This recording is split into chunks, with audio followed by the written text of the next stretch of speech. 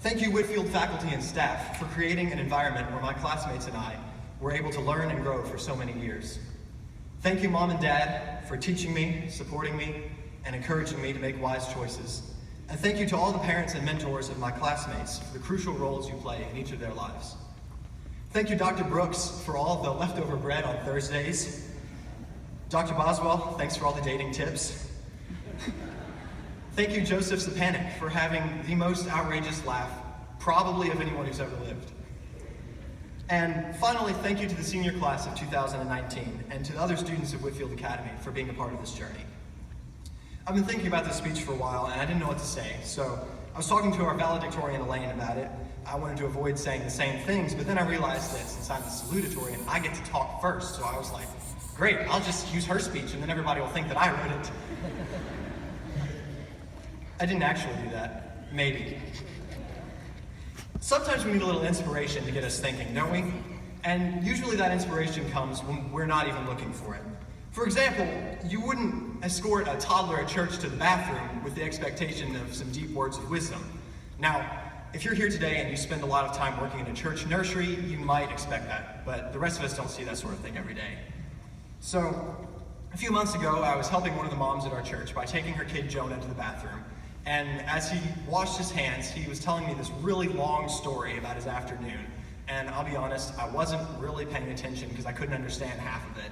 But then he gets to the part of the day where he had taken a nap. And he didn't quite understand how time worked yet. So he remembered that it was today before he had taken a nap, but now he was awake again. So he looks at me and he squints in deep 4-year-old concentration and asks me, "Is it still today?" And then, typical of a toddler, he's piecing things together. He has another question before I can answer him. He asks me, "It's always today, isn't it?" And I think that's really profound. Take a second to think about that. This moment that we are collectively experiencing right now, this is today. But 24 hours from now, this moment won't be today anymore. Today is finite. We get one shot, and then it's over. My favorite artist, John Foreman, put it this way: "Today is all you've got now, and today is all you'll ever have. This is your life. Are you who you want to be?" See, we have a choice. This choice is the same choice that we face in every situation for all of our lives, and that is this: what are you going to do about it? So first of all, don't waste it. High school feels like forever, but standing here at the end, those 4 years were such a short amount of time.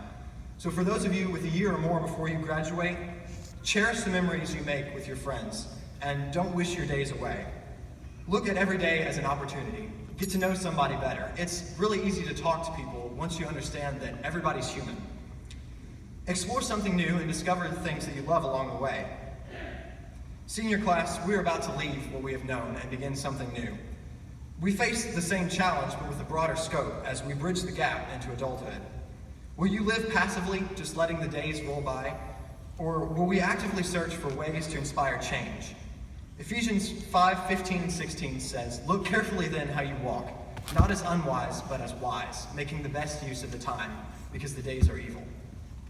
Second, learn. Learn from your classes, from interactions with other people, from your experiences, and from God's Word. We've had fun together. There was the time it rained Cheez-Its at senior retreat. There were dances, movies, plays, sports, and spontaneous trips to Speedway and Taco Bell. And we've also had more than our fair share of really hard days. Our experiences shape who we become, but we have a choice. What are we going to do about it? We can choose to allow the blessings and trials we face to distract us or to make us callous and jaded. Or we can use them as opportunities to build character, to evaluate our priorities, and to praise our Creator and Sustainer. Today is a chance to choose to be different. Will we be who God calls us to be through the prophet Micah in chapter 6, verse 8?